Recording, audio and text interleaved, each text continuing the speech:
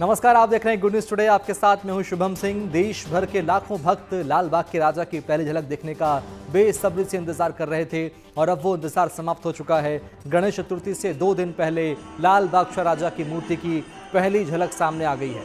बड़ी संख्या में श्रद्धालुओं ने यहां पहुंचकर लाल बाग के राजा के दर्शन पूजन किए। इस मौके पर माहौल पूरी तरह भक्तिमय और उत्साह से भरा नजर आया। गणपति बप्पा के स्वागत की तैयारियां इस वक्त पूरे देश में जोरों पर है। 27 अगस्त से पूरे देश में गणेश चतुर्थी का पर्व बड़े ही धूमधाम से शुरू होगा। 10 दिनों तक लाल बाग राजा के दर्शन के लिए देश भर से लाखों भक्त मुंबई आएंगे। यहाँ श्रद्धालुओं की भारी भीड़ उमड़ती है और लंबी लंबी कतारों में लोग बप्पा के दर्शन का इंतजार करते हैं। तो लाल बाग राजा की पहली झलक सामने आ गई है। गणेश उत्सव के शुरू होने से पहले ही 2 दिन पहले ये झलक लाल बाग राजा की आप देख सकते हैं गुड न्यूज टुडे पर। पूरे स्वर्ण सिंहासन पर भगवान गणपति विराजमान है, लाल बाग राजा विराजमान है और मनमोहक श्रृंगार उनका किया गया है। हाथों में चक्र है, एक हाथ में शंख है, शीश पर स्वर्ण मुकुट है और नक्काशीदार उनका सिंहासन जिस पर भगवान गणेश विराजमान है और एक पुष्पहार उनके गले में है। इसके साथ साथ लाल रंग के वस्त्र उन्होंने धारण किए हैं। ये मुंबई के लाल बाग के राजा की तस्वीर आप देखिए, पहली झलक सामने आ गई है।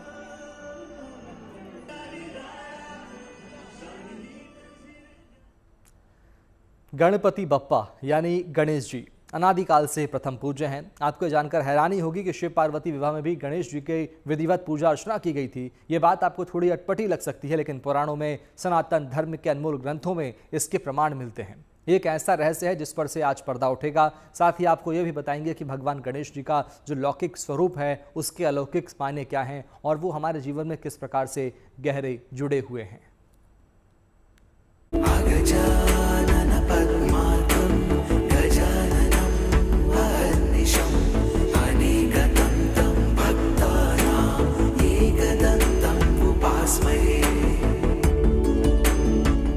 सनातन संस्कृति में अनादिकाल से ही गणपति बप्पा प्रथम पूज्य हैं।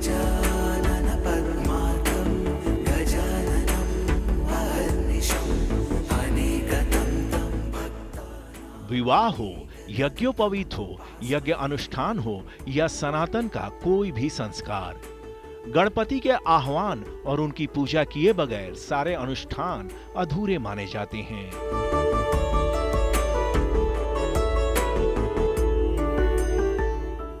गणेश जी के प्रथम पूज्य होने के पीछे लौकिक धारणा ये है कि वो विघ्नहर्ता माने जाते हैं। इसलिए किसी भी अनुष्ठान से पहले उनका आह्वान कर विघ्न रहित अनुष्ठान सिद्धि की कामना की जाती है।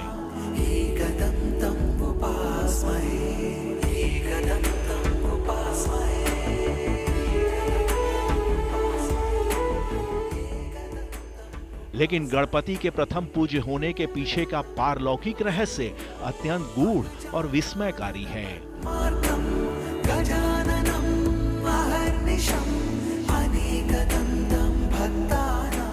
लौकिक दृष्टि से गणेश जी मां पार्वती और भगवान शिव के पुत्र हैं, लेकिन हमारे कालातीत ग्रंथों में इस बात के प्रमाण मिलते हैं कि भगवान शिव और मां पार्वती के विवाह में भी विधिवत गणेश पूजा संपन्न हुई थी।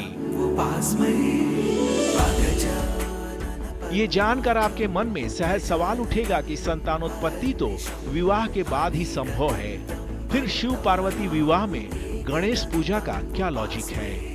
इस सवाल का बहुत अद्भुत समाधान गोस्वामी तुलसीदास ने अपने युगातीत महाकाव्य रामचरितमानस के बालकांड के एक दोहे में दिया है। बालकांड के इस दोहे में गोस्वामी जी ने लिखा है, मुनि अनुशासन गणपति ही पूजे शंभु भवानी, को सुनी संशय करे जनी, सुर अनादि जिय जानी।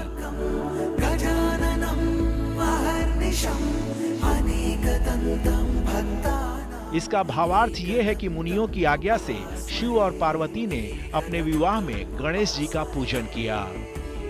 लेकिन आप ये समझकर मन में संशय न उपजने दे कि देवता यानी गणेश जी अनादि हैं, यानी भगवान शिव की ही तरह उनका भी आदि और अंत नहीं है। शिव पार्वती विवाह हो या फिर स्वयं पर ब्रह्म परमेश्वर के मनुज अवतार भगवान राम का सीता के साथ विवाह, या फिर अनादिकाल से चले आ रहे कोई भी यज्ञ अनुष्ठान, सब में प्रथम पूज्य गणेश जी की पूजा के प्रमाण मिलते हैं। यहाँ तक कि अपने इष्ट राम, कृष्ण, शिव, शक्ति या सूर्य नारायण की पूजा से पहले भी गणेश जी का आह्वान अनिवार्य माना गया है, क्योंकि गणेश जी न सिर्फ विघ्नहर्ता हैं, बल्कि बुद्धि और विवेक के अधिष्ठाता देव भी हैं। किसी भी पूजा पाठ यज्ञ हवन में, चाहे वह माता लक्ष्मी की पूजा हो अथवा माता सरस्वती की पूजा हो अथवा किसी शक्ति की आराधना हो, सभी की पूजा में सबसे पहले भगवान गणेश की आराधना होती है, जो इस बात का संकेत है कि लक्ष्मी जी अर्थात धन अर्थात वैभव, सरस्वती जी यानी ज्ञान, इन सबसे पहले है विचार, कर्तव्य, सरलता, ज्ञान, इसकी पूजा सबसे पहले होती है। विवेक की पूजा सबसे पहले होती है।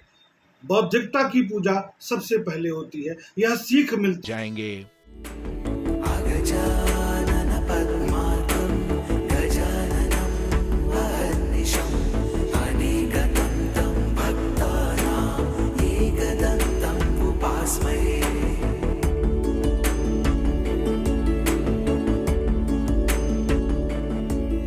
इसी तरह बप्पा अपने स्थूल शरीर के स्वरूप से सूक्ष्म संदेश पूरी दुनिया को देते हैं।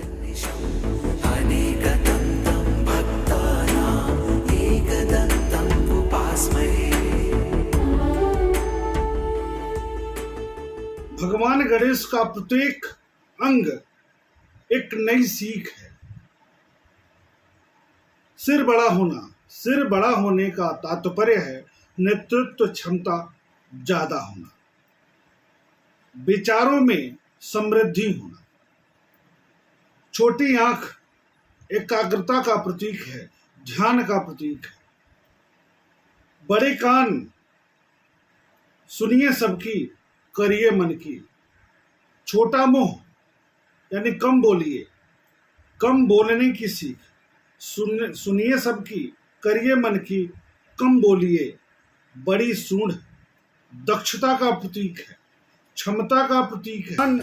गणेश बुद्धि प्रदायक है, विघ्नहर्ता है, कर्तव्य के प्रतीक हैं, लेकिन वीर योद्धा भी है। और न केवल अस्त्र एवं शस्त्र के रूप में वीर योद्धा हैं, बल्कि मनः स्थिति के आधार पर भी देखा जाए तो वहां भी भगवान गणेश वीर योद्धा है। अंकुश जैसे शस्त्र, अर्थात जिनका मन पर नियंत्रण है, जिनका विचारों में नियंत्रण है, क्योंकि भगवान गणेश हमें एक शिक्षा देते हैं कि अंकुश भी एक शस्त्र है, एक अस्त्र है। स्वर्गंगा सुरभिश्च दैवततरु।